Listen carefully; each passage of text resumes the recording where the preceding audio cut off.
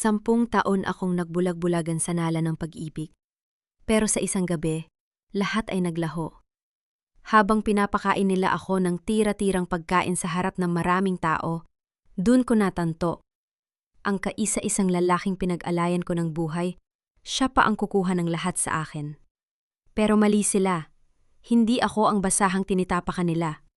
Ako ang reynang wawasak sa kanilang lahat. Sino nga ba ang tunay na nagmamay-ari ng lahat ng ito? 10 taon ng bulag na pagsunod, nauwi sa isang malamig na pagtataksil. "You are just a housemaid with a ring," ang sabi ng lalaking binuo ko mula sa wala. Sa gabing ito, ang bawat luhang pumatak ay magiging lason sa kanilang marangyang buhay. Ang akala nilang katapusan ko ay simula pa lamang ng kanilang pagbagsak. Handa na ba silang makilala ang totoong Lorena? Huwag mo na akong hintayin mamaya. Clarissa and I are going to an exclusive dinner.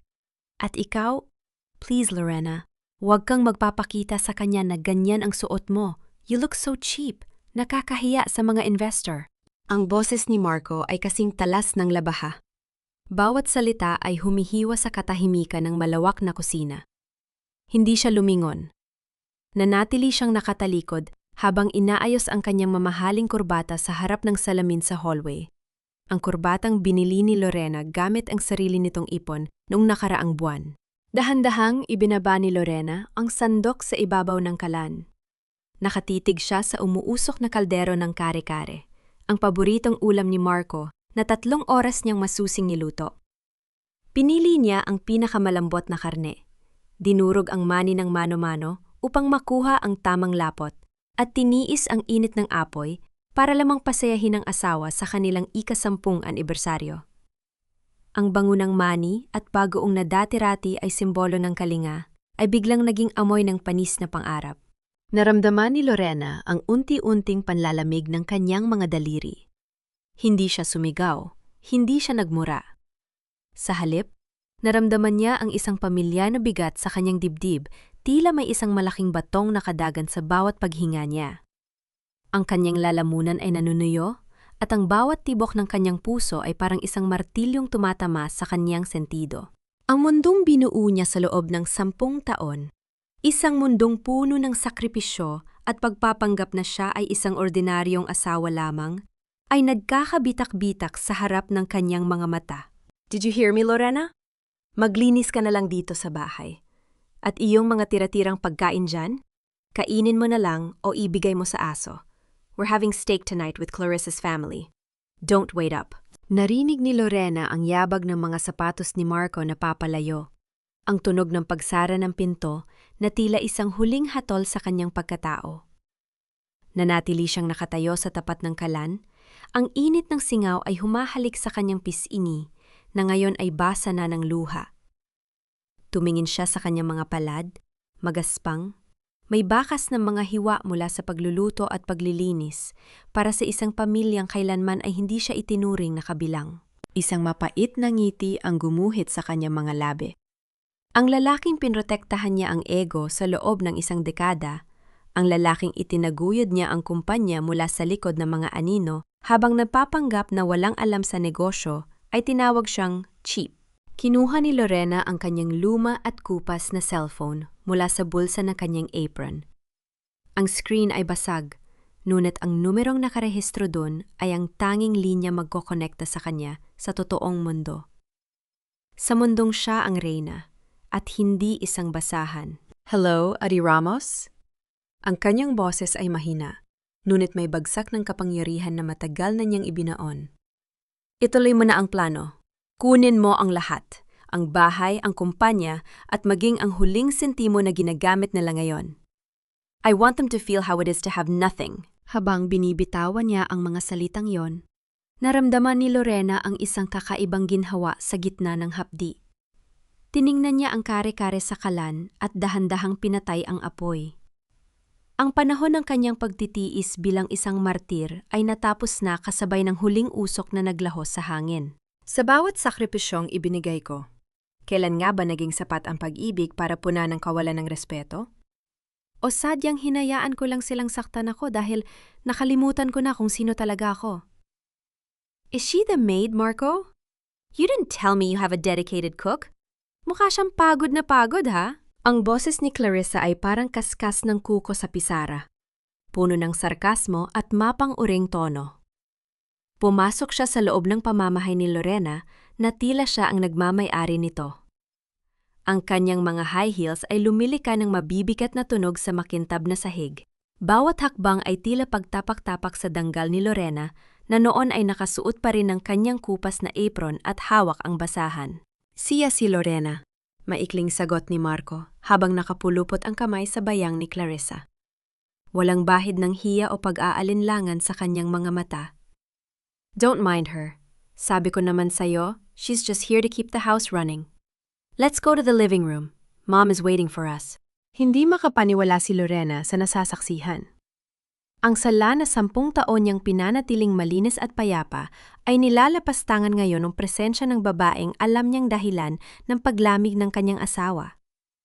Pinanood niya kung paano haplusin ni Marco ang buhok ni Clarissa. 1 kilos na dati ay para sa kanya lamang. Ngunit ngayon ay ginagawa sa harap mismo ng kanyang namumugtong mga mata. Marco, anong ibig sabihin nito? Ang boses ni Lorena ay nanginginig, hindi dahil sa takot, kundi dahil sa naglalagablab na poot na pilit niyang ikinukulong sa kanyang dibdib.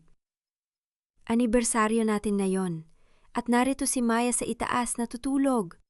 Paano mo nagagawang magdala ng ibang babae sa loob ng tahanan natin?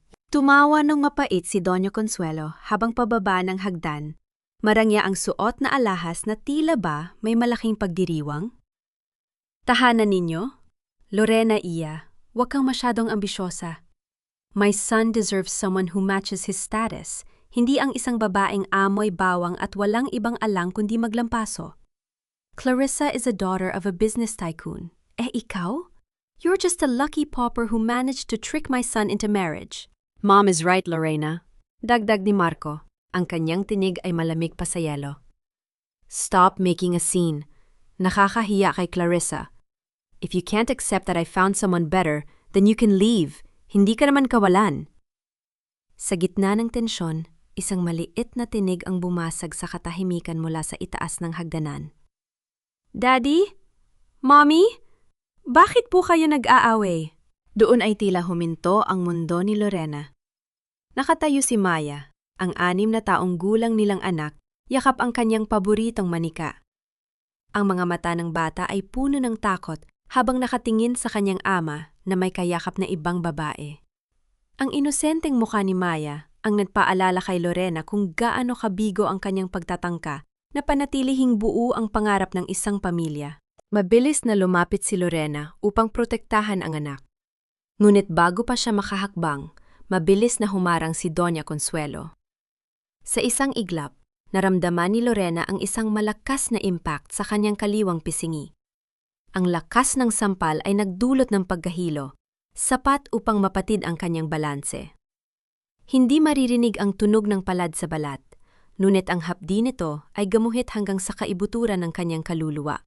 Huwag mong gamitin ang bata para kaawaan ka, singhal ni Doña Consuelo. Ang isang tulad mo ay walang karapatang magpalaki ng isang bata sa pamilyang ito. Baka ituro mo lang sa kanya ang pagiging hampaslupa. Napasandal si Lorena sa pader. Ang kanyang kamay ay nakahawak sa namamagang pisingi. Ang kanyang paningin ay nakatitig kay Marco, naghihintay ng kahit kaanting pagtatanggol, kahit isang sulyap ng pagsisisi. Ngunit ang nakita niya lamang ay ang pag-iwas ng tingin ng asawa at ang mapang-uyam na ngiti ni Clarissa habang nakasandal sa dibdib ni Marco. Ang bawat hibla ng pag-ibig na natitira sa puso ni Lorena ay tuluyan ng naging abo. Ang katahimikang bumalot sa kanya ay hindi tanda ng pagsuko, kundi ang simula ng isang tahimik na panunumpa. Tumingin siya kay Maya na ngayon ay umiiyak na, at sa kanyang isip, bumuo siya ng isang pangakong hindi kailanman mababali. Kung ito ang gusto ninyo, bulong ni Lorena sa kanyang sarili. Ang kanyang tinig ay wala ng emosyon.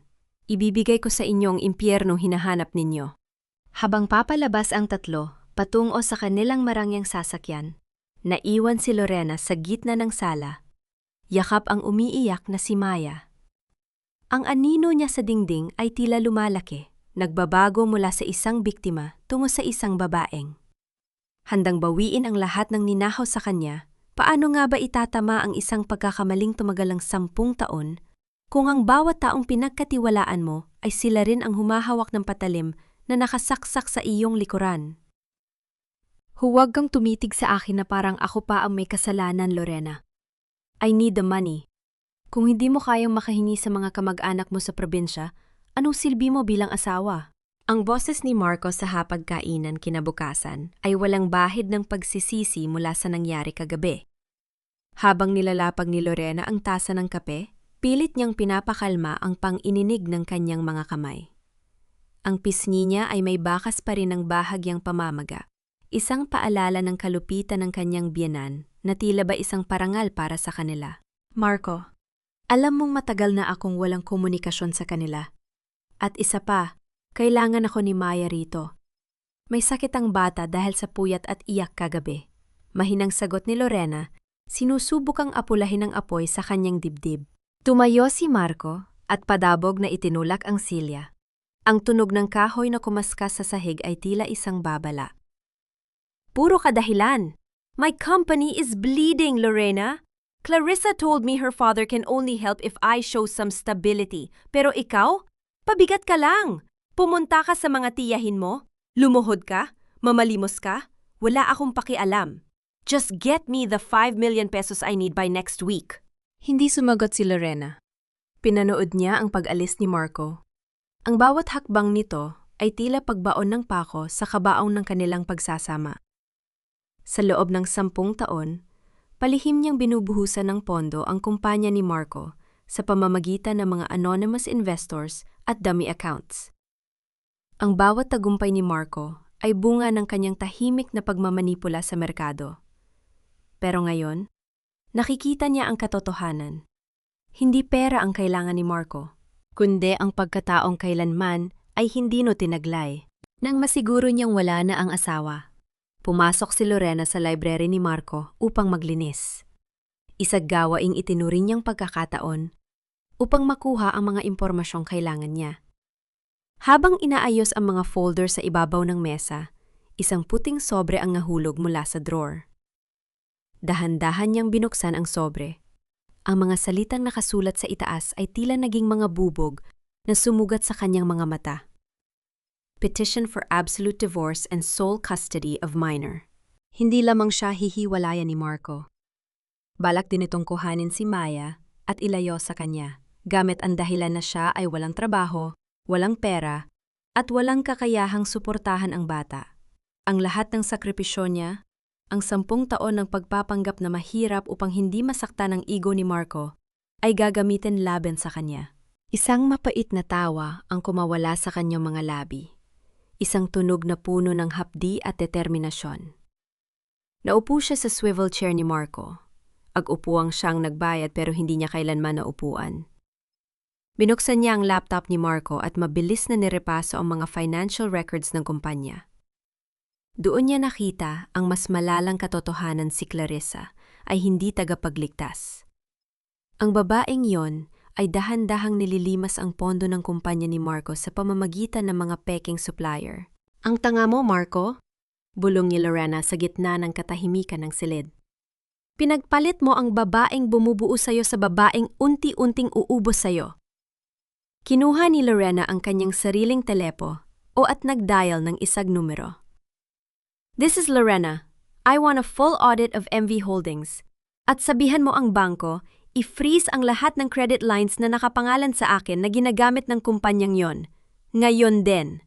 Sa sandaling yon, ang imahe ng isang mapagtiis na asawa ay tuluyan ng naglaho.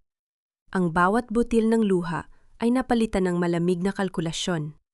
Habang tinitingnan niya ang larawan ni Maya sa kanyang wallpaper, alam niyang ang digmaang ito ay hindi lamang para sa kanyang danggal, kundi para sa kinabukasan ng kanyang anak. Ang pag-ibig ba ay sapat na dahilan para manatiling bulag? O ang panunuring ito ay huli na para iligtas ang natitirang piraso ng aking sarili? Madam Lorena, handa na ang lahat ng mga dokumento.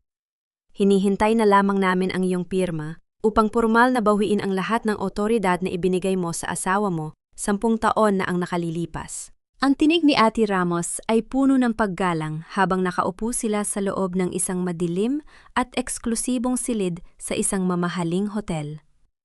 Sa harap ni Lorena ay nakapatong ang isang makapal na folder, ang pluma ng paghihiganti.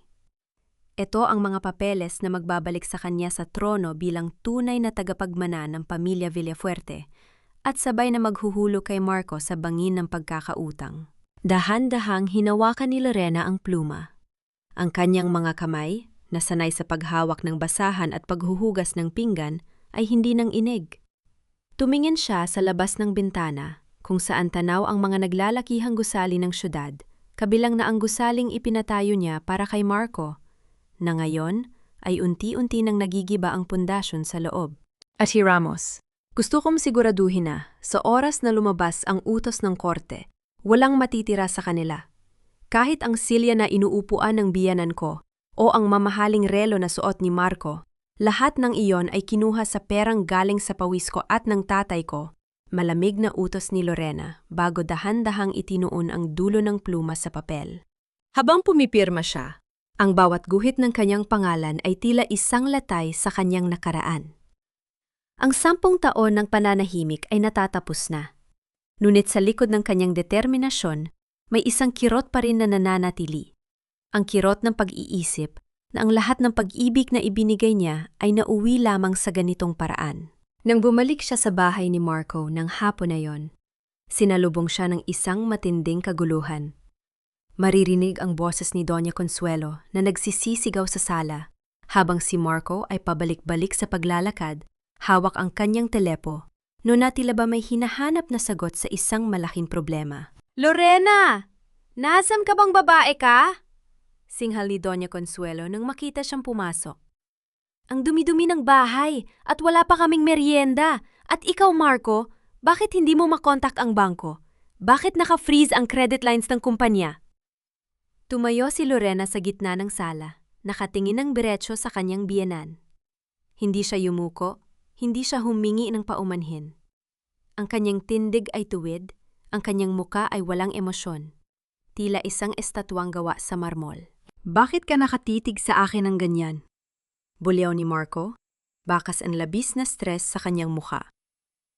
Lorena, tinatanong kita, may ginawa ka ba sa mga accounts ko? O baka naman pati ang swerte ko ay kinuha mo na rin dahil sa pagiging malas mo sa buhay? Dahan-dahang lumapit si Lorena kay Marco. Ang bawat hakbang niya ay lumilika ng isang mabigat na katahimikan sa loob ng silid. Nang makatapat niya ang asawa, kinuha niya ang cellphone nito at dahan-dahang inilapag sa mesa. Marco, ang swerte mo ay hindi kailanman nanggaling sa'yo. Nanggaling yon sa isang taong hindi mo kailanman pinahalagan. Mahinahon niyang sabi, ngunit ang bawat salita ay may dalang bigat na tila isang sumpa. At tungkol sa mga accounts mo, hindi na yan mahalaga. Dahil simula sa araw na ito, kailangan mo nang matutong lumakad gamit ang sarili mong mga paa. Ano bang pinagsasabi mo? Tanong ni Marco, lalong naguguluhan at nagsisimulang kabahan. Eksaktong sa sandaling iyon, ang telepono sa sala ay tumunog. Isang matinding tunog na bumasag sa tensyon. Mabilis na sinagot yon ni Doña Consuelo, ngunit pagkalipas ng ilang segundo, ang kanyang mukha ay nawalan ng kulay. Ang telepono ay dahan-dahang nahulog mula sa kanyang kamay. Tumama sa carpeted floor nang walang tunog pero may dalang mensahe ng pagkawasak. Marco, ang boses ni Donna Consuelo ay nanginginig. Ang bangko, binabawi na nila ang lahat ng ari-ariya natin. May nag-file daw ng insolvency case laban sa kumpanya. At ang bahay na ito, nakapangalan na raw sa isang kumpanyang hindi natin kilala. Tumingin si Marco kay Lorena. Ang kanyang mga mata ay nanlalaki sa takot at pagtataka. Lorena, anong alam mo rito? Anong ginawa mo?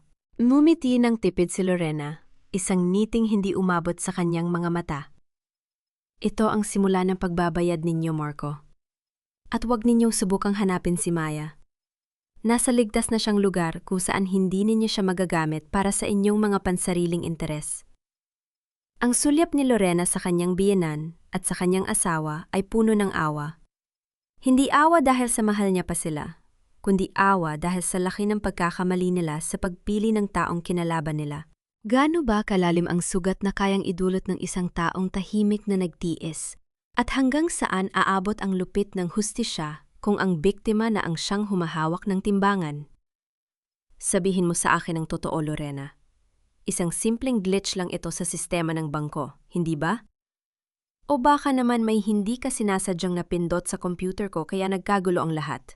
Ang boses ni Marco ay gumaralgal, puno ng desperasyon, habang pilit niyang hinahawakan ang balikat ni Lorena sa gitna ng nagkakagulong sala. Ang kanyang mga mata, na dati ay puno ng pagmamataas, ngayong ay bakas ang takot ng isang taong nakikita ang sariling imperyo na naglalaw sa harap ng kanyang mga mata. Ngunit sa likod ni Marco, nakatayo si Clarissa, abala sa pagpindot sa kanyang telepno. Ang kanyang muka ay namumutla at tila naghahanap ng madaling matatakasan. Dahan-dahang inalis ni Lorena ang kamay ng asawa mula sa kanyang balikat. Ang bawat daliri ni Marco na dumampi sa kanyang balat ay tila isang lason na kailangan niyang alisin. Tumingin siya sa paligid ng sala, ang mga mamahaling vase, ang mga painting na gawa ng mga tanyag na artista, at ang bawat kagamitang siya mismo ang pumili at nagbayad upang maging komportable ang buhay ng lalaking ito. Isang glitch? Mahinang ulit ni Lorena. Ang kanyang tinig ay malamig at walang bahid ng pag-aalinlangan. Sa loob ng 10 taon, Marco, binuo ko ang ilusyon ng isang perpektong buhay para sa iyo. Ngunit ang katotohanan ay hindi isang computer error. Ang katotohanan ay ang pundasyong kinatatayun mo ay gawa sa buhain at ngayon, nagsisimula na itong anurin ng sarili mong kataksilan. Biglang sumingit si Doña Consuelo. Ang kanyang mga kamay ay nanginginig habang hawak ang isang basong tubig. Lorena? Anak? Pamilya tayo. Alam kong nagkamali kami ni Marco. Alam kong naging mahigpit ako sa'yo. Pero utang nga loob. Huwag mong hayaang mawala ang lahat ng pinaghirapan ng anak ko. Isipin mo si Maya. Isipin mo ang danggang ng pamilya natin. Isang mapait na hapdi ang gumuhit sa puso ni Lorena nang marinig ang salitang utang na loob mula sa bibig ng babaeng kailanman ay hindi nagpakita ng kahit katiting na pasasalamat sa kanya. Ang hipokrisya ni Donna Consuelo ay mas matindi pa sa sampal na tinanggap niya kagabi. Ang bawat salita nito ay tila isang lason na binalot sa asukal, pilit siyang kinokontrol gamit ang konsensya. Tangal? Ang tanong ni Lorena, habang dahan-dahang lumalapit sa kanyang biyenan. Nasaan ang dangal ninyo nung pinapakain ninyo ako ng tira-tirang pagkain? Nasaan ang dangal ninyo nung hinayaan ninyong saktan ako sa harap ng anak ko? Ang pamilyang sinasabi ninyo ay isang kulungan at matagal na akong nakalaya, Doña Consuelo. Sa gitna ng usapan, isang malakas na tunog ng mensahe ang natanggap ni Marco. Mabilis niya itong binasa, at ang kanyang mukha ay tuluyan ng nawala ng dugo. Ang auditing firm na kinuha ni Lorena ay naglabas na ng paunang ulat. Ang kumpanya ni Marco ay nawala ng halos 20 milyong piso dahil sa mga illegal na transaksyong nakapangalan kay Clarissa. Tumingin si Marco kay Clarissa. Ang kanyang galit ay unti-unting lumilipat sa babaeng itinuring niyang tagapagligtas. Clarissa? Anong ibig sabihin nito? Bakit ang mga pirma mo ang nasa likod ng mga nawawalang pondo? Marco, let me explain. Hindi yan totoo. Set up lang ang lahat ng ito. Sigaw ni Clarissa. Ngunit ang kanyang mga mata ay pabalik-balik sa pintuan, naghahanap ng pagkakataong makatakas bago pa dumating ang mga awtoridad. Pinanood ni Lorena ang pag-aaway ng dalawa, ang pagguho ng kanilang alyansang binuo sa kasinungalingan. Wala siyang naramdamang saya, kundi isang malalim na pagkapagod. Ang bawat sandali ng kanilang pagkukunyari ay tila mga anay na unti-unting umuubos sa kanilang pagkatao. Hindi ninyo kailangang magturuan, putol ni Lorena sa kanilang pagtatalo. Dahil sa huli, pare-pareho kayong biktima ng sarili ninyong kasakiman. Marco, ang kumpanyang ipinagmamalaki mo ay hindi na sayo, at ikaw, Clarissa? Siguraduhin mong handa ang mga abogado mo, dahil hindi lang pera ang kinuha mo, kundi pati ang katahimikan ng buhay ko. Lumabas si Lorena ng bahay, hindi lumilingon sa likod. Ang bawat hakbang niya sa hardin ay tila pagpitas sa mga tinik na matagal nang nakabaon sa kanyang puso. Ngunit sa kanyang pag-alis, isang itim na sasakyan ang huminto sa tapat ng gate. At isang lalaki naka-uniporme ng pulis ang bumaba, may hawak na warrant of arrest. Sino nga ba ang mas nakamamatay? Ang kaaway na nasa harap mo at handang lumaban? O ang mahal mo sa buhay na unti-unti kang nilalaso ng kanyang mga pangako habang dahan-dahang hinuhukay ang iyong libingan? Mr. Marco Ventura, you're under arrest for corporate fraud and multiple counts of estafa. Isama na rin ang ginana nasa likod niya, si Miss Clarissa Monteverde, para sa kasong qualified theft at embezzlement. Ang boses ng opisyal ay bumasag sa huling hibla ng pag-asa sa loob ng mansyon. Ang bawat salita ay tila mga hollow blocks na bumabagsak sa sahig, mabigat at hindi na mababawi. Ang malamig na hangin galing sa aircon ay tila naging yelo na dumikit sa balat ni Marco, habang ang mga kamay niya ay nagsimulang manginig ng hindi kontrolado. Dahan-dahang humarap si Lorena sa kanila. Nakatayo siya sa may pintuan, ang liwanag ng papalubog na araw ay bumabalot sa kanyang likuran, dahilan upang magmukha siyang isang aninong mapanghusga. Tiningnan niya ang kanyang asawa, ang lalaking 10 taon niyang ipinagluto, ipinaglaba, at minahal sa kabila ng lahat. Ngunit ang nakikita niya ngayon ay hindi na ang prinsepe ng kanyang mga pangarap, kundi isang estrangero na nababalot ng sariling dumi. Lorena, gawin mo ang paraan! Sabihin mo sa kanila na nagkakamali sila! Sigaw ni Doña Consuelo. Ang kanyang tinig ay pumiyok sa takot. Ang pamilya Ventura ay hindi kailanman nakaranas ng ganitong kahihiyan.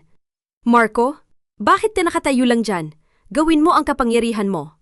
Ngunit walang nagawa si Marco nang marinig ang tunog ng bakal na naglalapat sa isa't isa habang ikinakabit ang posas sa kanyang mga pulso. Ang tunog na iyon ay tila huling kumpas ng isang malungkot na kanta. Tumingin si Marco kay Lorena. Ang kanyang mga mata ay punong-puno ng pot at pag-aalinlangan. Ikaw ang may gawa nito, hindi ba? Ang pabulong na tanong ni Marco. Ang kanyang boses ay puno ng pait. Lahat ng ito? Ang pag-freeze ng accounts? Ang audit? Ang mga pulis? Ikaw ang nagplano ng lahat ng ito habang nagpapanggap na mabuting asawa sa harap ko? Hindi kumurap si Lorena. Naramdaman niya ang isang matalim na kirot sa kanyang puso. Hindi dahil sa awa kay Marco, kundi dahil sa panghihinayang sa 10 taon na itinapon niya para sa isang taong hinding-hindi siya naintindihan. Ang bawat sakripisyo niya ay tila mga butil ng buhangin na tinangay na ng agos. Hindi ako ang nagplano ng iyong pagbagsak, Marco. Mahina ang sagot ni Lorena. Ang kanyang boses ay matatag sa kabila ng bagyong nasa loob niya. Ang sarili mong kasakiman ang naghukay ng iyong libingan. Ako lang ang nagtakip ng mga butas na hinayaan mong bumukas sa loob ng 10 taon. Ngayon, hinayaan ko na lang na mahulog ka. Samantala, si Clarissa ay pilit na kumakawala sa hawak ng isa pang pulis. Bitawan ninyo ako! Wala akong kinalaman dito. Si Marco ang nag-utos sa akin na ilipat ang mga pondo. Siya ang may kasalanan. Ang pagtataksil ni Clarissa ay tila isang huling sampal sa mukha ni Marco. Ang babaeng pinagpalit niya sa kanyang asawa ay siya ring unang binitaw sa kanya sa oras ng panganib. Ang bawat salita ni Clarissa ay parang mga kutsilyong tumatarak sa ego ni Marco na ngayon ay durog na sa sahig. Pinanood ni Lorena ang pagkaladkad sa kanila palabas ng mansyon. Nakita niya kung paano pilit na kumakapit si Doña Consuelo sa hambanang pinto, umiiyak at nagmamakaawa, habang ang mga kapitbahay ay nagsisimula ng maglabasan at kumuha ng litrato. Ang tureng ginto na binuo ni Marco sa ibabaw ng mga pangarap ni Lorena ay tuluyan ng gumuho, at sa ilalim ng mga guho nito, tanging ang katotohanan na lamang ang natira. Nang tumahimik ang paligid, naiwan si Lorena sa gitna ng malawak na sala. Kinuha niya ang isang frame ng kanilang wedding photo na nakapatong sa piano. Tinitigan niya ang mga ngiti nila, 10 taon na ang nakalilipas. Mga niting puno ng pangako, na ngayon ay wala ng silbi. Dahan-dahan niyang binitawan ng frame. Hindi ito nabasag dahil sa kapal ng carpet. Ngunit ang pagkakahiga nito ng patiwarik ay tapat na simbolo ng katapusan ng kanilang pagsasama. Huminga siya ng malalim. Ang bawat hangin na pumapasok sa kanyang baga ay tila mas magaan kaysa kanina. Ngunit bago siya makaalis, tumunog ang kanyang telpono. Isang hindi kilalang numero ang tumatawag. Madam Lorena, may kailangan kayong malaman. Ang boses sa kabilang linya ay seryoso. Hindi lang si Clarissa ang nasa likod ng paglipat ng pondo. May isa pang tao na matagal nang nagmamasid sa pamilya Ventura at balak niyang kuhanin ang lahat sa inyo. Napatigil si Lorena. Ang laban na akala niya ay tapos na, ay tila nagsisimula pa lamang. Sa bawat pagkakataong akala natin ay nakuha na natin ang husti, siya kailan niya ba talaga tayo magiging ganap na ligtas mula sa mga anino ng ating nakaraan? Akala ko, kapag nakuha ko na ang husti, siya matatapos na ang lahat. Pero sa likod ng bawat aninong nawawala, may mas malalim pang dilim na naghihintay. Sino nga ba ang tunay na kaibigan sa mundong puno ng mga nakamaskarang kaaway? Ang katahimikang bumalot sa mansyon pagkaalis ng mga pulis ay hindi nakakaginhawa. Para itong isang mabigat na kumot na unti-unting sumasakal kay Lorena. Nakatayo siya sa gitna ng sala. Ang kanyang mga mata ay nakapikit habang dinarama ang bawat hininga ng bahay na ito. Ang amoy ng mamahaling pabango ni Clarissa ay humahalo sa amoy ng kanyang nilutong kare-kare. Isang miya-miyang paalala ng kanyang dalawahang buhay. Dahan-dahan siyang naglakad patungo sa bintana. Ang ulan ay nagsimulang pumatak sa salamin. Ang bawat butil ay lumilikha ng sariling landas na tila mga luhang hindi na kayang ilabas ng kanyang mga mata. Sa loob ng 10 taon, ang mansyong ito ang naging kulungan niya. Pinili niyang maging maliit, maging invisible, para lamang mapanatili ang kapayapaan ng isang lalaking hindi naman pala karapat-dapat. Muli siyang tumingin sa kanyang telpono. Ang misteryosong tawag kanina ay nag-iwan ng isang malaking katanungan sa kanyang isipan. Ate Ramos? Ang mahinang tawag ni Lorena nang sagutin ng kanyang abogado ang telpono. Sino si Don Fernando? Bakit sinasabi sa akin na binabantayan niya ang bawat kilos ko? Narinig ni Lorena ang buntong hininga ni Ate Ramos sa kabilang linya. Ang tunog ng paglipat ng mga pahina ng papel ay nagbigay ng isang uri ng kaba sa kanyang dibdib. Madam Lorena, si Don Fernando ang pinakamalaking karibal ng iyong ama bago siya pumanaw. Akala namin ay nanahimik na siya matapos makuha ang ilang share sa probinsya. Pero tila ginamit niya ang kahinaan ni Marco para makalapit sa inyo. Siya ang nagpondo sa ilang ilegal na transaksyon ni Clarissa nang hindi nalalaman ni Marco. Naramdaman ni Lorena ang isang malamig na pagkilabot sa kanyang batok. Ang bawat kalamnan sa kanyang katawan ay tila nanigas. Hindi lang pala simpleng pagtataksil ang kinakaharap niya. Isa itong masalimuot na laro ng kapangyarihan kung saan siya ang ginawang pain. Ang bawat haplos ni Marco, ang bawat panlalait ni Donna Consuelo, lahat yon ay tila bahagi ng isang mas malaking plano na hindi niya nakita dahil nabulag siya ng konsepto ng sakripisyo. Ibig mong sabihin, ang boses ni Lorena ay halos pabulong na ang 10 taon kong pananatili rito ay hindi lang dahil sa pag-ibig ko kay Marco, kundi dahil may humahadlang sa akin na malaman ang totoo? Maaring ganun na nga, madam, at kailangan ninyo mag-ingat. Don Fernando knows your real identity now, at hindi siya hihinto hanggat hindi niya nakukuha ang huling sentimo ng Villafuerte legacy. Ibinaba ni Lorena ang teleponyo. Ang kanyang puso ay tumitibok ng mabilis, tila isang tambol na nagbababala ng nalalapit na giyera. Sa gitna ng dilim, narinig niya ang mahinang yabag mula sa hagdanan. Ang kanyang katawan ay otomatikong naging alerto. Ang kanyang pandinig ay tinuon sa bawat maliit na tunog ng kahoy na tila dumadaing sa ilalim ng bigat ng isang tao. Mami, bakit po madilim? Si Maya, ang kanyang anghel. Ang bata ay nakatayo sa dulo ng hagdan, yakap ang kanyang manika, ang mga mata ay puno ng antok at takot. Mabilis na lumapit si Lorena at niyalyakap ang anak. Ang init ng katawan ni Maya ang nagpaalala sa kanya kung bakit kailangan niyang manatiling matatag. Shh, wala yun, baby. May inayos lang si Mommy. Ligtas na tayo, okay? Matulog ka na ulit. Ang malambing na bulong ni Lorena. Kahit na sa loob niya ay nararamdaman niya ang isang matinding takot na baka hindi pa talaga sila ligtas. Nang maihatid niya si Maya sa kwarto, Isang nakakabenging katahimikan ang muling bumalot sa kanya. Ngunit ang katahimikang ito ay nabasag nang marinig niya ang isang malakas na katok sa pintuan sa ibaba. Hindi ito ang katok ng isang pulis o ng isang kaibigan. Ito ay isang mapanghahas at paulit-ulit na tunog na tila ba humihingi ng atensyon. Dahan-dahang bumaba si Lorena. Hinawakan niya ang hawakan ng pinto. Ang kanyang palad ay malamig at basa ng pawis. Nang buksan niya ito, isang matangkad na lalaking naka-Amerikana ang nakatayo sa ilalim ng ulan. Ang kanyang muka ay pamilyar, ngunit ang aura na dala niya ay puno ng panganib. Magandang gabi, Lorena. O mas tamang tawagin kitang Madam Chairwoman? Ang boses ng lalaki ay malalim at may halong panunuya. Matagal na kitang hinihintay na magising sa panaginip mo. Ang sulyap ni Lorena ay tumatago sa lalaki. Ito na ang aninong kinatatakutan niya. Ngunit sa halip na tumakbo, itinuwid niya ang kanyang balikat. Anong kailangan mo, Don Fernando? Ang ngiti ng lalaki ay hindi umabot sa kanyang mga mata. Isang ngiting tila isang babala ng isang mas matinding bagyong darating. Kailan nga ba natin malalaman kung ang kalayang hawak natin ay tunay na sa atin? O isa lamang itong mas malaking hawla na sadyang ibinukas para sa ating ikapapahama? Akala mo ba ay nagkataon lang ang lahat, Lorena?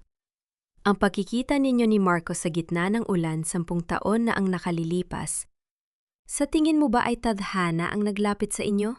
Ang boses ni Don Fernando ay parang isang malamig na haplos ng bakal sa balat ni Lorena. Nakatayo ang lalaki sa harap ng pintuan. Ang basang coat nito ay tumutulo sa mamahaling carpet. Bawat patak ng tubig ay tila isang segundong nawawala sa kontrol ni Lorena. Ang hangin na pumapasok mula sa labas ay amoy lupa at panganib, isang kombinasyon ng pabaligtad sa sikmura ng babae. Dahan-dahang napahawak si Lorena sa hamba ng pinto. Ang kanyang mga kuko ay bumaon sa kahoy hanggang sa makaramdam siya ng bahagyang hapdi. Ang kanyang puso ay tila isang ibong nang pupumiglas sa loob ng isang masikip na hawla. Ang bawat tibok ay mabilis at masakit. Ang malamig na tubig ulan na tumatalsik sa kanyang muka ay hindi nakatulton upang gisingin siya mula sa bangungot na ito. Sa halip, tila lalo nitong pinalabo ang katotohanang pinaniwalaan niya sa loob ng 1 dekada. Anong ibig mong sabihin? Ang halos pabulong na tanong ni Lorena. Ang kanyang lalamunan ay tila may nakabarang bubog, mahirap lumunok, mahirap huminga. Pinaplano ninyo ang lahat? Maging ang kasal ko, ang 10 taon kong pagtitiis? Tumawa ng mahina si Don Fernando, isang tunog na walang bahid ng saya, kundi puno ng pangungutya. Ang iyong ama si Don Vicente ay may utang na hindi pera ang kabayaran, Lorena, isang utang ng dugo at danggal. Si Marco ay hindi lang isang lalaking nagkataong dumaan sa buhay mo, siya ang pain na inilatag ko, at ikaw naman itong si Lorena, ang martir na anak, ay mabilis na kumagat. Naramdaman ni Lorena ang unti-unting pangangatog ng kanyang mga tuhod. Ang bawat salita ni Don Fernando ay tila isang matalim na karayom na itinutusok sa mga alaala niya. Naalala niya ang gabi ng kanilang anibersaryo, ang mga sakripisyo niyang hindi nakita, ang mga pangungutya ni Doña Consuelo. Lahat ba ng iyon ay bahagi lamang ng isang dula? Ang pag-ibig na itinuring niyang santuwaryo ay isa lamang palang detalyadong patibong. Hindi totoo yan. Ang pilit na pagtanggi ni Lorena habang ang kanyang mga mata ay nagsisimulang manlabo dahil sa luhang hindi niya mapigilan. Minahal ako ni Marco. Kahit sa huling sandali, nakita ko ang takot sa mga mata niya. Hindi niya magagawang magpanggap ng ganoon katagal. Ganyan ka ba talaga kadesperada para sa pag-ibig, Lorena? Ang tanong ni Don Fernando habang dahan-dahang humahakbang papasok sa loob ng bahay kahit hindi siya inaanyayahan. Kahit ang pinakamagaling na aktor ay napapagod din. Kaya nga ba nagsimula siyang maghanap ng iba, hindi ba? Dahil ang papel na ginagampanan niya bilang mabuting asawa ay naging isang pasakit na para sa kanya. Napahilig ang ulo ni Lorena sa dingding. Ang kanyang hininga ay naging mababaw at mabilis. Ang bawat bahagi ng kanyang pagkatao ay tila nagkakapira-piraso. Ang 10 taon ng kanyang buhay ay hindi lang pala nasayang. Ito ay ninakaw sa kanya sa ilalim ng maskara ng pagmamahal. Ang bawat halik ni Marco ay tila naging lasa ng abo, at ang bawat pangako nito ay naging tunog ng kadena. Umalis ka na. Ang mahina ngunit mariing utos ni Lorena. Umalis ka na bago ko patawagin ang mga otoridad.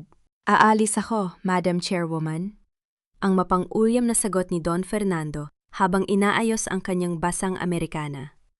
Pero tandaan mo ito. Ang jerang ito ay hindi tungkol sa kumpanya ni Marco. Ito ay tungkol sa kung ano ang iniwan ng iyong ama sa akin. At sa oras na makuha ko ang dokumentong yon, wala nang halaga ang iyong yaman o ang iyong pangalan. Nang tuluyan ng umalis ang lalaki at sumara ang pinto, napaupo si Lorena sa sahig. Ang katahimikan ng mansyon ay tila naging isang malakas na sigaw sa kanyang pandinig. Tiningnan niya ang kanyang mga kamay. Mga kamay na pilit na bumuo ng isang tahanan sa ibabaw ng mga kasinungalingan. Sa gitna ng kanyang pagluha, naramdaman niya ang isang mahinang kalabit sa kanyang balikat.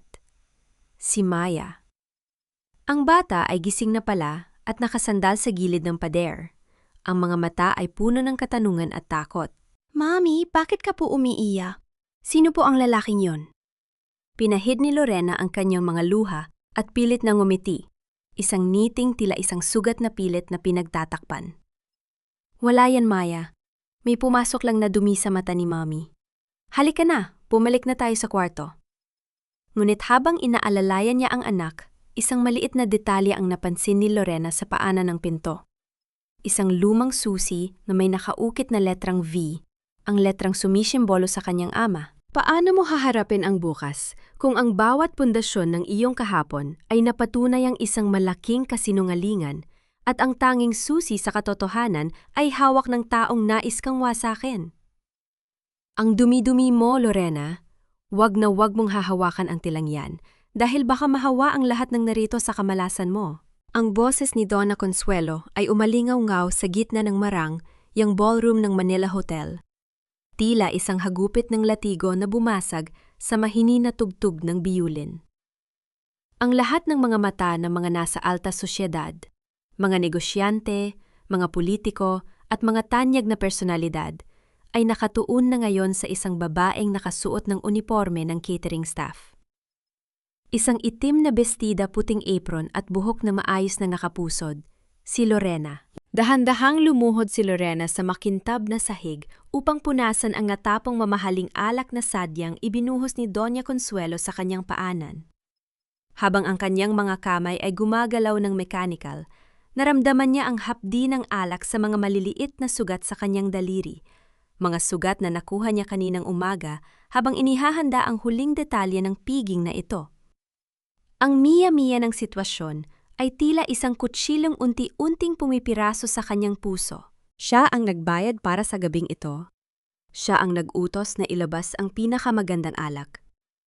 Ngunit siya ngayon ang tinitingnan bilang basura sa gitna ng kanyang sariling pag-aari. Naramdaman ni Lorena ang panunuyo ng kanyang lalamunan. Ang bawat paglunok ay parang may dumi ng bubog na bumabara. Ang kanyang dibdib ay sumisikip. Tila may isang bakal na kamay na pilit pinipiga ang kanyang mga baga. Hindi siya tumitingin sa itaas, ngunit ramdam na ramdam niya ang mapang-uyam na titig ni Marco na nakatayo sa tabi ni Clarissa. Si Marco, na nakasuot ng taksido na nagkakahalaga ng 6 na buwang sweldo ng isang ordinaryong manggagawa, ay walang ginawa kundi ayusin ang kanyang cufflink habang nakangiti ng pilit sa mga bisita. Ipagpaumanhin ninyo ang ekseneng ito. Ang malakas na pahayag ni Marco sa mga panauhin. Ang kanyang boses ay puno ng pekeng autoridad. Ang maid namin ay sadyang clumsy. Siguro ay dala na rin ng katandaan at kawalan ng edukasyon. Lorena, pagkatapos mong punasan yan, dumretso ka sa kusina. May iniwan kaming tira-tirang steak si Clarissa. Sayang naman kung itatapon, kainin mo na lang doon. Isang mahinang tawanan ang sumunod mula sa mga nakapaligid. Ang bawat hagihik ay tila isang paatak ng asidong tumatama sa balat ni Lorena. Naramdaman niya ang panghinginig ng kanyang mga tuhod, hindi dahil sa takot, kundi dahil sa isang uri ng emosyong hindi niya mapangalanan. Isa kombinasyon ng matinding pait, pagkamuhi, at isang malamig na determinasyong matagal na niyang kinalimutan. Ang kanyang hininga ay naging mababaw, at ang bawat tibok ng kanyang puso ay tila isang paalala ng bawat sampal, bawat insulto, at bawat sakripisyong itinapo niya sa loob ng 10 taon. Tumayo si Lorena. Dahan-dahan. Ang kanyang likod ay naging tuwid gaya ng isang kwerdas ng gitara na handa ng mapatid. Hindi niya pinansin ang dumi sa kanyang apron. Tumingin siya ng diretso sa mga mata ni Marco, at sa sandaling iyon, ang kanyang mga mata ay hindi na nagpapakita ng luha. Ang mga ito ay tila dalawang madilim na lawa na walang hangganan ang lalim. Ang mga tira-tira, Marco? Ang simula ni Lorena. Ang kanyang boses ay mahinahon, lungit tumatagos hanggang sa dulo ng ballroom. Ay para lamang sa mga taong hindi marunong magpahalaga sa bayaya.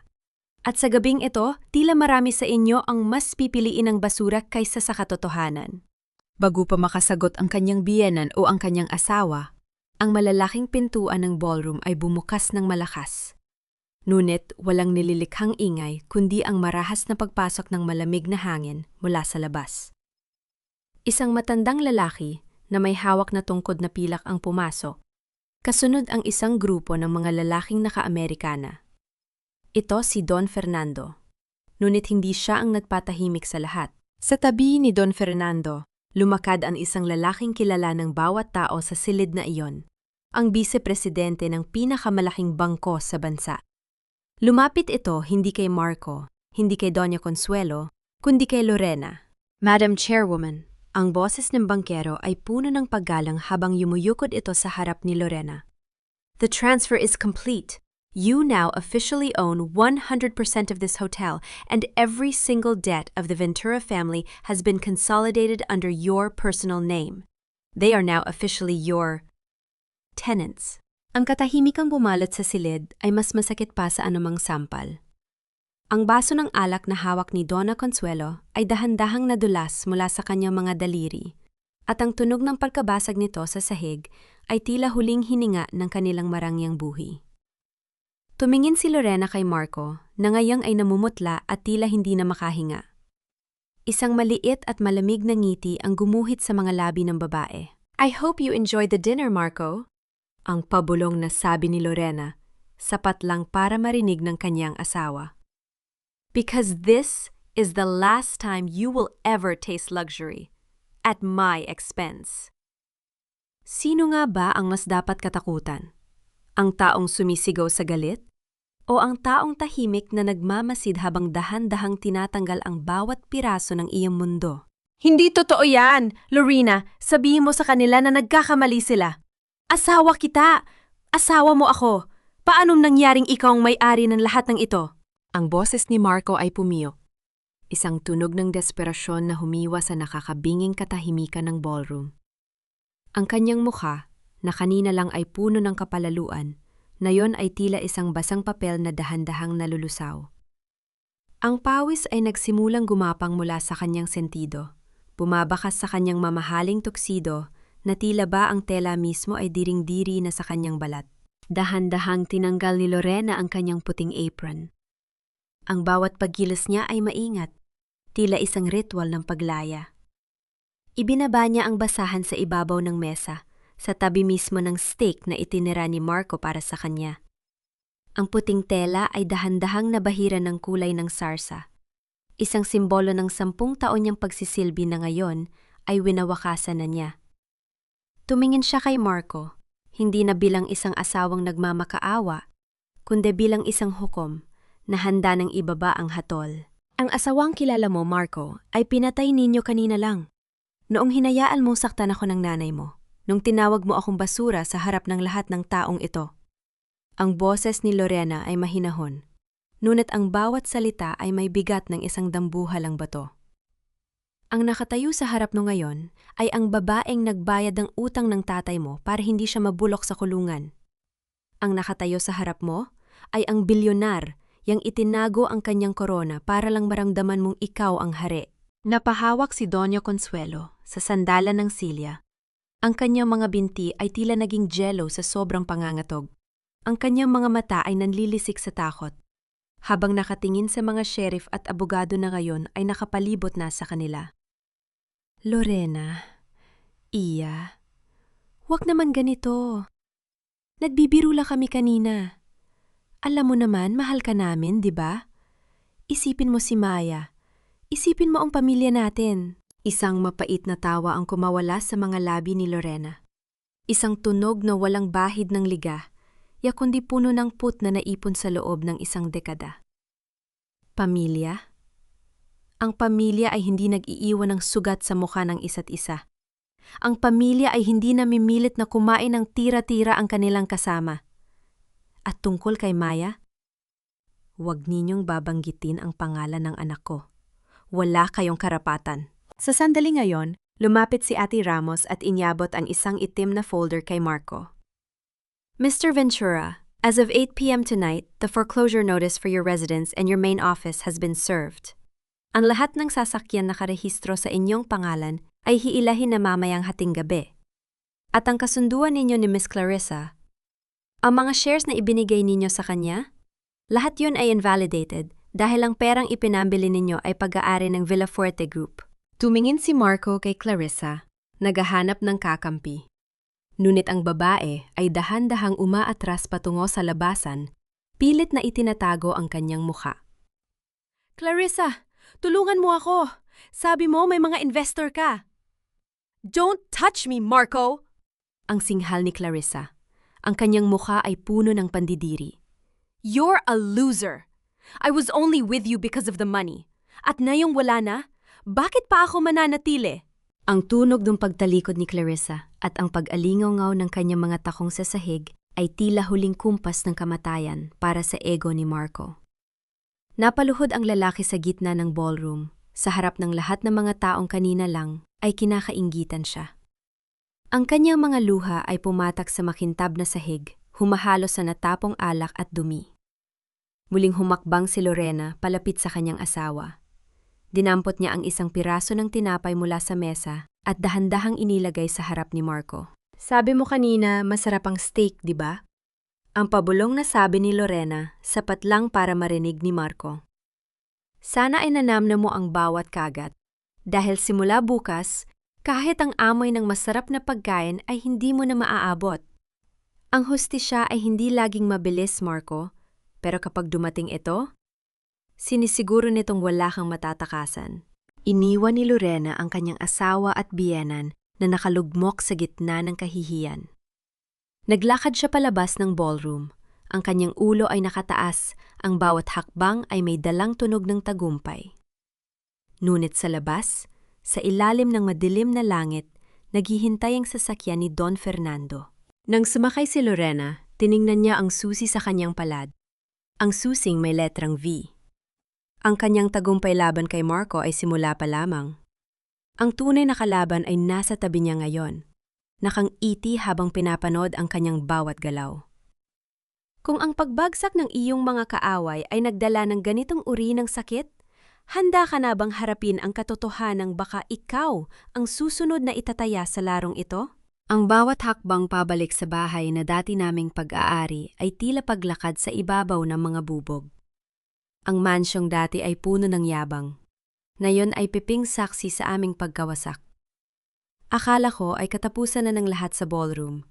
Ngunit ang totoong impyerno ay nagsisimula pa lamang sa labas ng mga saradong pintuan. Ang malamig na simoy ng madaling araw ay tumatagos sa manipis na tila ng taksido ni Marco habang nakatayo siya sa harap ng naglalakihang bakal na gate ng kanilang mansyon. Ngunit sa pagkakataong ito, hindi bumukas ang gate ng kusa. Walang security guard na sumaludo at walang maliliwanag na ilaw na sumalubong sa kanila. Ang buong paligid ay nababalot ng kadiliman. Tila ba ang bahay mismo ay itinatangi ang kanilang pagkatao? Buksan ninyo ito. Marco, tawagan mo ang mga katulong. Bakit tayo nakakulong sa labas ng sarili nating bahay? Ang boses ni Doña Consuelo ay gumaralgal sa takot at ginaw. Ang kanyang mga kamay na dati ay puno ng mga diamante, ngayon ay nanginginig habang pilit na niyayanig ang rehas ng gate. Ang tunog ng bakal na humahampas sa kapwa bakal ay tila isang malungkot na kampana ng kamatayan sa gitna ng katahimikan ng gabi. Isang matangkad na lalaking nakauniporme ang lumabas mula sa maliit na guardhouse, ngunit hindi ito ang guard na kilala nila. Hawak nito ang isang flashlight na ang liwanag ay direktang tumama sa mukha ni Marco, dahilan upang mapapikit ang lalaki sa silaw. Sino kayo? Bawal ang mga istambay dito. Private property na ito ng Villafuerte Group. Ang baritono at walang emosyong boses ng gwardiya ay tila isang hatol ng kamatayan. Anong istambay? Ako ang may-ari ng bahay na ito. Ako si Doña Consuelo Ventura. Ang sigaw ng matanda. Ngunit ang kanyang tinig ay wala ng kapangyarihan, tila isang tuyong dahon na tinatangay ng hangin. Dahan-dahang itinuro ng gwardiya ang mga itim na plastic bag na nakatambak sa gilid ng kalsada, sa labas mismo ng gate. Kung kayo ang mga Ventura, yan na lang ang natitira sa inyo. Ipina-autos ng bagong management na ilabas ang lahat ng personal na gamit ninyo. May 10 minuto kayo para kunin yan bago hakutin ang truck ng basura. Napaluhod si Marco sa semento. Ang kanyang maranyang sapatos ay nabasa ng tubig mula sa kanal. Ngunit hindi na niya ito napansin. Dahan-dahan niyang binuksan ang isa sa mga plastic bag. Doon, sa ibabaw ng kanyang mga mamahaling damit, ay nakapatong ang isang lumang litrato, ang litrato ni Lorena nung unang taon ng kanilang kasal. Suot ang isang simpleng duster at may malapad na ngiti habang naglilinis ng sahig. Marco, huwag mo kaming hayaang matulog sa kalsada. Gawin mo ang paraan! Ang pagmamakaawa ng kanyang ina habang pilit na kinukuha ang kanyang designer bags mula sa tumpok ng basura. Ang bawat paghikbi ni Donna Consuelo ay tila isang patalim na sumusugat sa ego ni Marco. Ang reyna ng kanyang buhay, ang babaeng itinuro sa kanya na ang mahihirap ay basura, na yon ay literal na naghahalukay sa basura para mabuhay. Naramdaman ni Marco ang isang matinding pagsisisi na tila isang lason na dahan-dahang kumakalat sa kanyang mga ugat. Naalala niya kung paano niya itinuring si Lorena na isang kasambahay lamang. Naalala niya kung paano niya ipinagkait dito ang bawat sentimo at bawat oras ng pagmamahal. Ang bawat pang-aalipusta niya kay Lorena ay tila bumabalik sa kanya ngayon. Doble ang bigat, triple ang hapdi. Wala na tayong magagawa. Ang pabulong na sabi ni Marco, ang kanyang boses ay puno ng pagkatalo. Lahat ng ito, ang perang ito, ang bahay na ito, lahat ito ay hiniram lang natin kay Lorena. At ngayon, kinuha na niya ang interes. Sa gitna ng kanilang pagdadalamhati, isang itim na sasakyan ang dahan-dahang dumaan sa harap nila. Ang bintana sa likuran ay dahan-dahang bumaba, at dun ay nakita nila si Lorena. Ang kanyang muka ay kalmado, tila isang lawa sa ilalim ng buwan. Hindi siya nakatingin sa kanila ng may galit, kundi ng may malalim na habag, isang uri ng habag na mas masakit pa sa anumang mura. "Lorena! Lorena! Maawa ka!" sigaw ni Doña Consuelo, pilit na tumatakbo patungo sa sasakyan. Ngunit mabilis itong pinaharurot ang driver, nag-iwan lamang ng usok at alikabok na nagpadapa sa matanda sa kalsada. Naiwan ang mag-ina sa ilalim ng madilim na langit, yakap ang kanilang mga plastik ng basura. Ang ulan ay muling nagsimulang pumatak, dahan-dahan sa simula hanggang sa maging isang malakas na buhos na tila pilit na hinuhugasan ng lahat ng mansa ng kanilang nakaraan. Ngunit sa loob ng sasakyan, habang nakatingin si Lorena sa rearview mirror, hindi niya napansin na ang kanyang driver ay dahan-dahang pinipindot ang isang button sa dashboard na nagpapadala ng kanilang lokasyon sa isang hindi kilalang tatanggap. Kailan nga ba natatapos ang paniningil ng tadhana at kailan mo malalaman kung ang taong pinagkakatiwalaan mong maglalayo sa iyo sa panganib ay siya palang maghahatid sa iyo sa kuko ng leon? Minsan, ang pinakamatalim na patalim ay hindi hawak ng iyong kaaway, kundi ng taong nasa likuran mo. Ang taong pinagkakatiwalaan mo magbabantay sa iyong bawat hakbang. Ang loob ng sasakyan ay nababalot ng isang uri ng katahimikang nakakasakal. Nakatingin si Lorena sa labas ng bintana, pinapanood ang mga ilaw ng syudad na tila mga mansa ng pintura sa isang madilim na canvas. Ramdam niya ang bigat ng susi sa loob ng kanyang bulsa, ang susing may letrang V na iniwan ni Don Fernando. Tila pa may sarili itong init na pumapaso sa kanyang balat, isang paalala na ang bawat yaman na hawak niya ay may kaakibat na lihim na hindi pa niya lubos na nauunawaan. "Mang Selmo, bakit tayo kumanan sa kanto ng San Rafael? Hindi ba diretso dapat tayo papunta sa safe house kung nasaan si Maya? Ang mahinang tanong ni Lorena. Ang kanyang boses ay may halong pagtataka. Hindi sumagot ang driver. Nanatili itong nakatingin ng diretso sa kalsada. Ang mga kamay ay mahigpit na nakakapit sa manibela. Ang liwanag mula sa dashboard ay nagbibigay ng matitigas na anino sa mukha ng matanda. Dahilan upang magmukha itong isang estrangero sa paningin ni Lorena.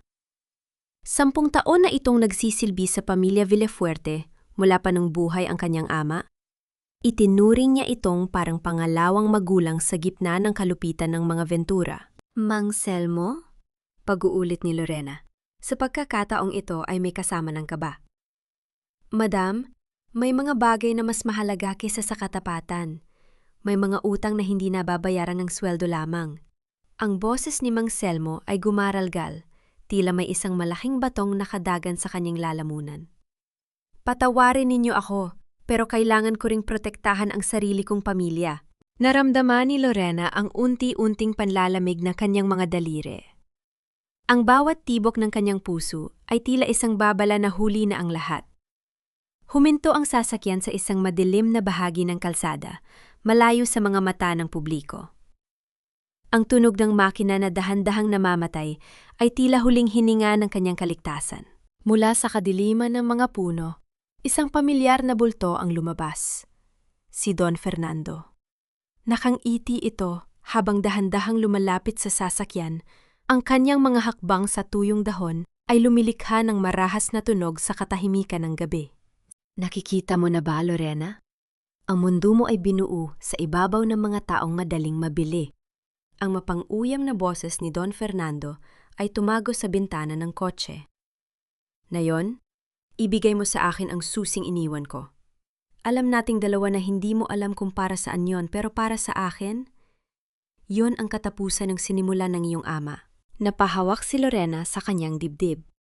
Ang bawat hininga niya ay naging mababaw.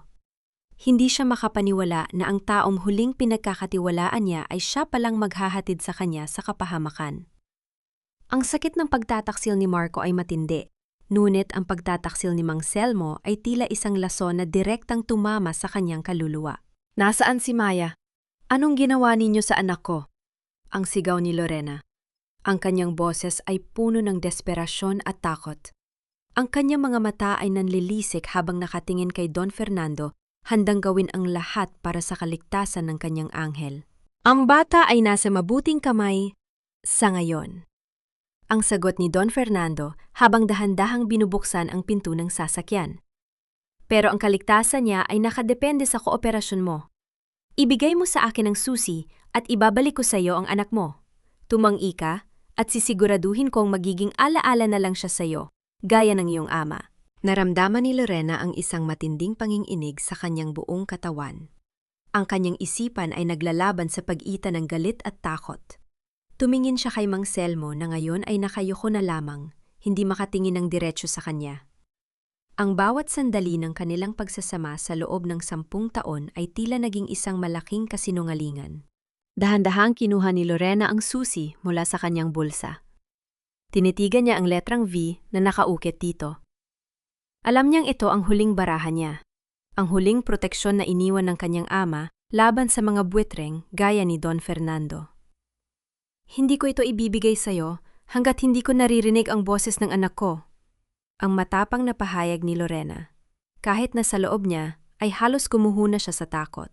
Numiti si Don Fernando, isang ngiting, tila isang anino na lumalamon sa liwanag. Inilabas niya ang kanyang telepon at may pinindot na video call. Nang bumukas ang screen, nakita ni Lorena si Maya na nakaupo sa isang silya, nakatali ang mga kamay at may piring ang mga mata. "Mommy! Mommy, help me!" Ang iyak ng bata na humiwa sa katahimikan ng gabi. Ang bawat hikbi ni Maya ay tila isang kutsilyong tumatarak sa puso ni Lorena. Ang kanyang mundong binuo sa paghihiganti ay biglang nawala ng halaga sa harap ng panganib na kinakaharap ng kanyang anak. Sino nga ba ang mas makapangyarihan? Ang babaeng may lahat ng yaman sa mundo o ang inang handang isuko ang lahat ng iyon para sa isang yakap ng kanyang anak? Akin na ang susi, Lorena. Huwag mong hayaang ang huling alaala ni Maya sa mundong ito ay ang kadiliman at ang malamig na rehas ng bodega, kung nasaan siya. Ang boses ni Don Fernando ay walang halong emosyon. Tila ba, ang buhay ng isang 6 na taong gulong na bata ay isang barya lamang sa kanyang malawak na laro ng sugal? Nakatayo siya sa ilalim ng malaking payong na hawak ng isa niyang tauhan, habang si Lorena ay hinahayaan ng ulan na bumasa sa kanyang muka. Ang bawat patak ng tubig ay tila mga karayong na tumatama sa kanyang balat. Ngunit ang hapdi nito ay wala pang kalahati ng sakit na nararamdaman niya habang pinapanood ang umiiyak na anak sa screen ng telepon. Dahan-dahang itinaas ni Lorena ang kanyang kamay. Sa pagitan ng kanyang mga daliri, ang pilak na susi ay kumikinang sa ilalim ng malabong ilaw ng sasakyan. Ang susing ito ang huling koneksyon niya sa kanyang ama, ang tanging bagay na sinabihan siyang wag na wag bibitawan dahil ito ang naglalaman ng katotohanan tungkol sa pagkamatay ni Don Vicente. 10 taon niyang itinatago ang kanyang pagkatao, 10 taon siyang nagpanggap na mahirap, para lamang protektahan ang susing ito. Ngunit sa harap ng bawat hikbi ni Maya, ang lahat ng yaman at sikreto ng pamilya Villafuerte ay naging walang kwentang piraso ng metal. Naramdaman ni Lorena ang unti-unting pagbaliktad ng kanyang sikmura. Ang paningin niya ay nagdidilim, at ang tunog ng ulan ay tila nagiging isang nakabibinging ugong sa kanyang pandinig. Ang bawat tibok ng kanyang puso ay isang pagsusumamo. Patawarin mo ako, Papa, pero hindi ko kayang mawala ang anak ko.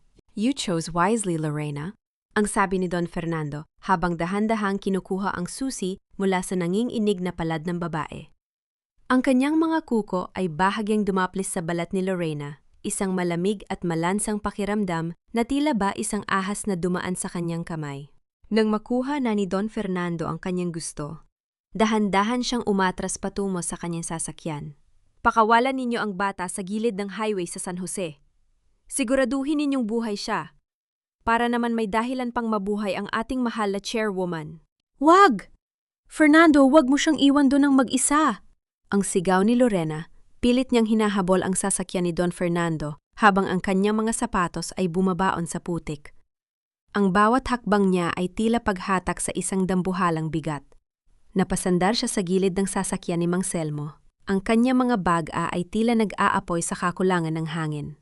Tumingin siya kay Mang Selmo, ang lalaking itinuring niyang pamilya. Nakita niya ang isang butil ng luha na pumatak mula sa mga mata ng matanda, ngunit huli na ang lahat. Ang pagtataksil ay nakaukit na sa kasaysayan ng gabi. Madam, nasa lumang pabrika ng asukal sa San Jose si Maya. Ang pabulong na sabi ni Mang Selmo bago niya mabilis na pinaandar ang sasakyan. Iniwan si Lorena sa gitna ng madilim na kalsada. Napaupo si Lorena sa kalsada.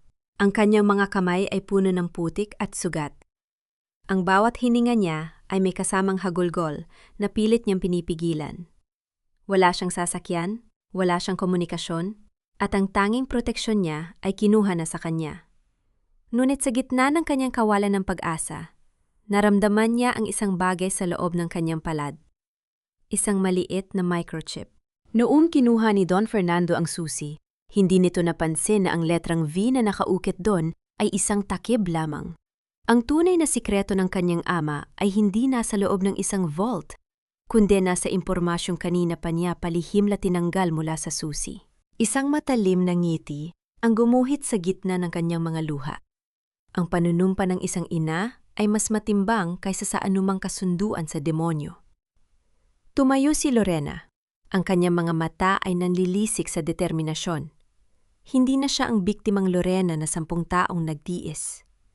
Siya na ang Lorena na handang sunugin ang buong mundo para lamang mabawi ang kanyang anak. Sa gitna ng kadiliman, isang pares ng headlights ang dahan-dahang lumapit sa kanya. Ang tunog ng makina ay pamilyar, ngunit ang kaba sa dibdib ni Lorena ay hindi nawala. Nang huminto ang sasakyan sa harap niya, ang pinto ay bumukas at isang lalaking hindi niya inaasahang makikita ang lumabas. Si Marco. Ngunit hindi ito ang Marco na nakatoksido at puno ng yabang. Ang suot niya ay punit-punit. Ang kanyang mukha ay may mga pasa at ang kanyang mga mata ay puno ng isang uri ng pagdurusa na tila ba nanggaling siya sa gitna ng isang digmaan. Lorena, alam ko kung nasaan si Maya. Sumakay ka na, ang sabi ni Marco. Ang kanyang boses ay basag at puno ng pagsisisi. Sapat na ba ang isang huling pagkakataon para sa isang taong winasak na ang iyong buong pagkatao? O ito ba ay isa na namang patibo sa gitna ng gabi? Hindi ko kailangan ng tulong mo, Marco. Pagkatapos ng lahat ng ginawa mo, sa tingin mo ba ay may puwang pa ang tiwala sa pag-itan natin dalawa? Ang boses ni Lorena ay kasing lamig ng hanging humahampas sa labas ng sasakyan. Nakaupo siya sa passenger seat. Ang kanyang mga kamay ay mahigpit na nakakapit sa kanyang hita upang itago ang panging inig ng kanyang mga daliri. Ang loob ng lumang kotseng dala ni Marco ay amoy kalawang at lumang sigarilyo, malayo sa bangunang leather ng kanilang dating mamahaling sasakyan. Ang bawat pag-ugong ng makina ay tila isang babala, isang paalala na ang bawat segundo ay mahalaga para sa kaligtasan ni Maya. Tumingin si Marco sa kanya. Ang isang mata nito ay halos sarado na dahil sa pamamaga, at may tuyong dugo sa gilid ng kanyang labi. Alam ko, Lorena, alam kong wala na akong karapatang humingi ng tawad.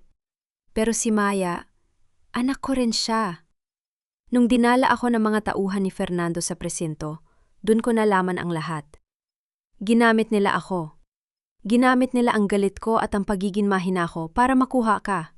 Hindi sumagot si Lorena. Itinuon niya ang kanyang paningin sa madilim na kalsada na tinatahak nila patungo sa San Jose. Ang ulan ay dahan-dahang tumitila, ngunit ang bawat patak na tumatama sa windshield ay lumilika ng isang malungkot na tunog. Tila mga daliri ng multo na kumakatok sa salamin. Sa bawat pagpikit ni Lorena, nakikita niya ang mukha ng kanyang anak, ang takot sa mga mata ni Maya na kailanman ay hindi niya mapapatawad ang sarili. Diyan, sa dulo ng kalsadang iyan, sa likod ng mga nagtataasang damo, nandoon ang lumang pabrika, ang pabulong na sabi ni Marco. Itinigil niya ang sasakyan sa isang distansya, sapat upang hindi sila mapansin. Ang katahimikan pagkatapos mamatay ng makina ay mas nakakabingi kaysa sa anumang sigaw. Ang tunog ng mga kuliglig sa paligid ay tila mga hiyaw ng babala sa gitna ng kadiliman. Dahan-dahang bumaba si Lorena. Naramdaman niya ang basa at madulas na putik sa ilalim ng kanyang mga paa. Ngunit hindi nga ito ininda. Ang bawat hakbang niya patungo sa naglalakihang anino ng pabrika ay puno ng determinasyon. Sa kanyang palad, mahigpit pa rin niyang hawak ang maliit na microchip. Ito ang kanyang alas. Ang huling sandata na wawasak kay Don Fernando kapag ligtas na si Maya. Lorena, mag-iingat ka. May mga bantay sa loob. Ang mahinang paalala ni Marco habang sumusunod sa kanya. Ang bawat yabag ni Marco sa tuyong dahon ay nagbibigay ng kakaibang kaba kay Lorena. Hindi niya alam kung ang lalaking ito ay talagang nagsisisi o isa na namang pain sa larong hindi niya matapos-tapos. Nang marating nila ang gilid ng pabrika, sumilip si Lorena sa isang basag na bintana. Ang loob ay nababalot ng alikabok at amoy ng nabubulok na asukal. Sa gitna ng malawak na espasyo, nakita niya ang isang maliit na figura na nakatali sa isang silya, sa ilalim ng isang nag-iisang bumbilya na dahan-dahang umiindayog. Si Maya. Ang puso ni Lorena ay tila tumigil sa pagtibok. Ang bawat hibla ng kanyang pagkatao ay nagnanais na tumakbo at yakapin ang anak, ngunit pinigilan siya ng kamay ni Marco na humawak sa kanyang braso. Tingnan mo. Sa gilid, may dalawang lalaking may hawak na baril, ang pabulong ni Marco. Kailangan nating gumawa ng ingay sa kabilang panig para maalis ang atensyon nila kay Maya. Tumingin si Lorena kay Marco. Sa ilalim ng madilim na liwanag, nakita niya ang isang bagay na matagal na niyang hindi nakikita sa mga mata ng asawa, ang katapatan. Dahan-dahang kinuha ni Marco mula sa kanyang bulsa ang isang maliit na manika, ang paboritong laruan ni Maya na nakuha niya mula sa mga plastik ng basura kanina. Ibigay mo ito sa kanya paglabas ninyo, ang sabi ni Marco. Ang kanyang boses ay puno ng pait at pagsisisi. Ako na ang bahala sa kanila. Itakbo mo si Maya, Lorena. Huwag kang lilingon. Isang golden moment ang namagitan sa kanila. Isang maikling segundo kung saan ang 10 taon ng galit at sakit ay tila sandaling nagpahinga. Inabot ni Lorena ang manika. Ang kanyang mga daliri ay sandaling dumampi sa magaspang na kamay ni Marco. Walang salitang binitawan, ngunit ang sulyap ni Lorena ay sapat na upang malaman ni Marco na ito na ang huling pagkakataon na magsasama silang dalawa. Dahan-dahang lumibot si Marco patungo sa kabilang bahagi ng pabrika. Maya-maya pa, ang tunog ng isang malakas na pagbagsak ng mga bakal na bariles ay umalingaw-ngaw sa loob ng gusali, tila isang pagsabog ng kaguluhan sa gitna ng katahimikan. Nakita ni Lorena ang dalawang bantay na mabilis na tumakbo patungo sa pinagmula ng tunog. Ito na ang pagkakataon niya. Mabilis na pumasok si Lorena sa loob. Ang bawat hakbang niya sa semento ay tila isang panalangin. Nang makalapit siya kay Maya, agad niyang tinanggal ang piring sa mga mata ng bata. "Mami!" Ang mahinang iyak ni Maya. Ang kanyang boses ay basag sa takot at pagod. "Shh! Nandito na si Mami, baby. Huwag kang matakot."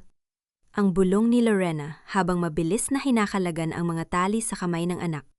Ang kanyang mga kuko ay bumaon sa matigas na lubid. Hindi iniinda ang hapdi at sugat. Ngunit bago pa sila makatayo, isang malamig at pamilyar na boses ang narinig nila mula sa madilim na bahagi ng pabrika. Ang tunog ng dahan-dahang pagpalakpak ay tila isang pangungutya sa kanilang pagtatangka na makatakas. "Isang napakagandang tagpo ng pamilya," ang sabi ni Don Fernando habang dahan-dahang lumalabas mula sa anino. May hawak na baril na direktang nakaturo sa kanila. "Pero akala mo ba, Lorena, ay ganun lang kadaling takasan ang utang ng iyong ama?" Napatigil si Lorena. Yakap ang nanginginig na si Maya. Sa labas, narinig niya ang isang malakas na daing ng sakit mula kay Marco. Kasunod ang tunog ng isang mabigat na pagbagsak. Ang pag-asa ba ay isang panaginip lamang na sadyang ibinigay para mas maging masakit ang paggising sa katotohanan? Ang bawat tibok ng puso ni Lorena ay tila isang kampanang nagbababala ng nalalapit na katapusan. Nakatayo siya sa gitna ng malamig at madilim na pabrika. Yakap ang nanginginig na si Maya, habang ang anino ni Don Fernando ay dahan-dahang lumalamon sa kakarampot na liwanag na nagmumula sa bumbilya sa itaas. "Akala mo ba, Lorena, ang isang maliit na piraso ng plastik ay sapat na upang itama ang lahat ng pagkakamali ng iyong ama?" Ang boses ni Don Fernando ay puno ng pangungut, habang dahan-dahan niyang itinututok ang baril sa dibdib ni Lorena. "Ibigay mo sa akin ang microchip at baka hayaan ko kayong makaalis ng buhay." Naramdaman ni Lorena ang init ng maliit na chip sa loob ng kanyang palad, sapat na upang mapaso ang kanyang balat sa tindi ng tensyon. Tumingin siya sa mga mata ni Don Fernando, mga matang walang kakayahan na makakita ng pag-ibig, kundi puro lamang kapangyarihan at paghihigante. Ramdam ni Lorena ang bawat mabilis na hininga ni Maya sa kanyang leeg, ang bawat takot na pilit niyang pinapawi sa pamamagitan ng mahigpit na yakap. "Ang chip na ito ay hindi para sa yaman, Fernando." Ang mahinahon, ngunit matapang na sagot ni Lorena. Ang kanyang boses ay hindi nanginig. Tila ba ang lahat ng takot niya ay natunaw na sa gitna ng ulan kanina? "Nandito ang lahat ng ebidensya ng pagpatay mo kay Don Vicente. Nandito ang mga transaksyong nagpapatunay na ikaw ang tunay na pumatay sa aking ama 10 taon na ang nakalilipas. Kung kukunin mo ito, kailangan mo muna akong tapusin." Isang nakakabinging katahimikan ang bumalat sa loob ng pabrika.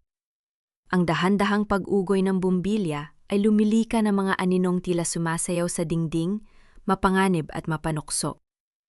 Ngunit bago pa makalabit ni Don Fernando ang gatilyo, isang malakas na tunog ng pagbagsak ng bakal ang narinig sa may pintuan. Doon ay nakita nila si Marco, dahan-dahang gumagapang papasok, duguan ang muka at hirap na hirap sa bawat paghinga. Ginamit niya ang huling lakas ng kanyang katawan upang itulak ang isang dambuhalang lalagyan ng asukal patungo sa kinaroroonan ng mga tauhan ni Fernando.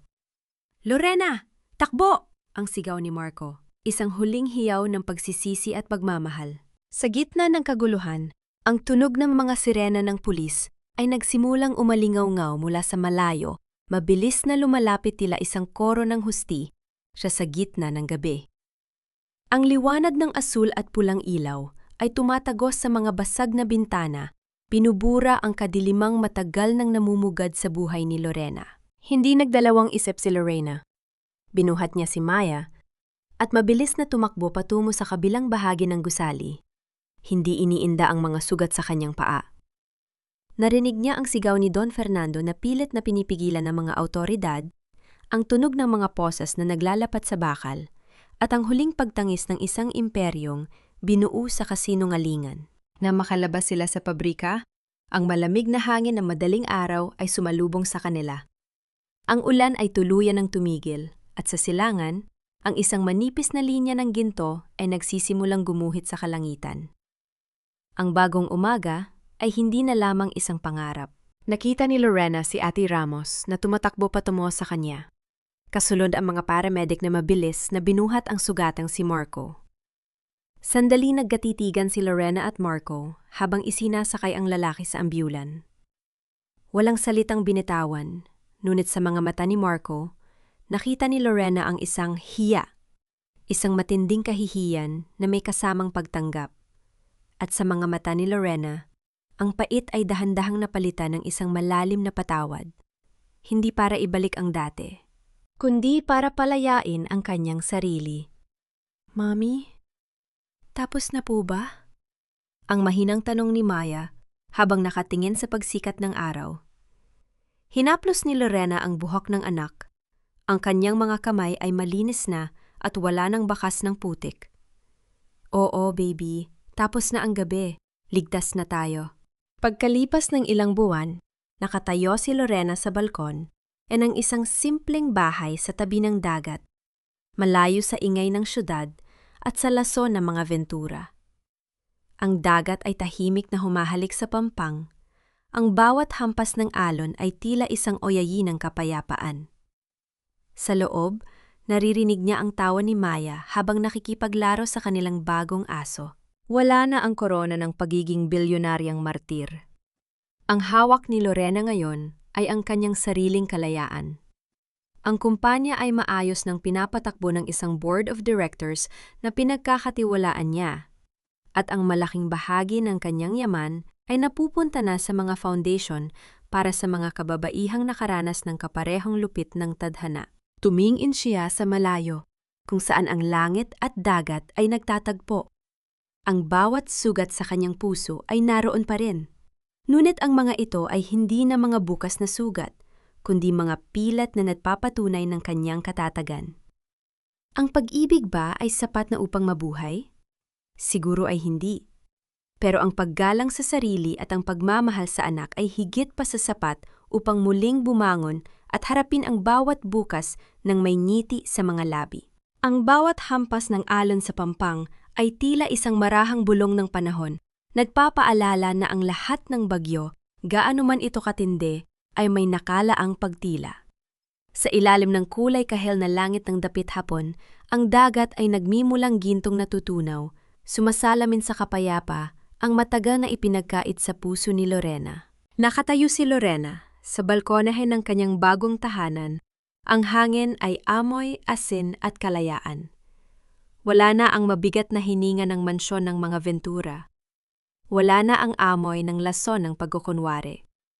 Sa kanyang kamay, hawak niya ang isang huling sulat na galing kay Marco na ipinadala mula sa loob ng ospital ng bilangguan. Hindi niya binuksan ang sobre. Hindi na kailangan. Ang bawat salitang humihingi ng tawad ay wala nang puwang sa mundong binuo niya para sa kanyang sarili at kay Maya. Isang malalim na buntong hininga ang kumawala sa kanyang dibdib. Hindi dahil sa pagod, kundi dahil sa gaan ng kanyang pakiramdam. Ang tanong na kung napatawad na ba niya ang mga taong sumira sa kanya ay hindi na mahalaga. Ang mahalaga ay napatawad na niya ang kanyang sarili sa bawat taon na hinayaan niyang maliitin siya, sa bawat pagkakataong pinili niyang manahimik para sa maling akala ng pag-ibig. Ang tunay na patawad ay hindi laging nangangahulugan ng pagbabalik. Minsan, ito ay ang pagpapaalam ng walang dalang pot sa puso. Mommy! Tingnan mo po ang ginawa kong sandcastle. May korona po siya sa taas. Ang masayang sigaw ni Maya mula sa ibaba. Ang kanyang tawa ay mas malinaw pa sa tunog ng mga kuliling. Tumingin si Lorena sa kanyang anak at niumiti. Ang bawat sugat na iniwan ng nakaraan ay naging mga pilat ng karunungan. Nakita niya sa di kalayuan ang balita tungkol kay Doña Consuelo, na ngayon ay namumuhay ng mag-isa sa isang maliit na paupahang kwarto. Umaasa sa tulong ng mga taong dati niyang hinahamak. Si Clarissa naman ay nahaharap sa habambuhay na pagkakabilanggo. Ang hustisya ay hindi laging mabilis, ngunit ito ay tumpak gaya ng paglubog ng araw.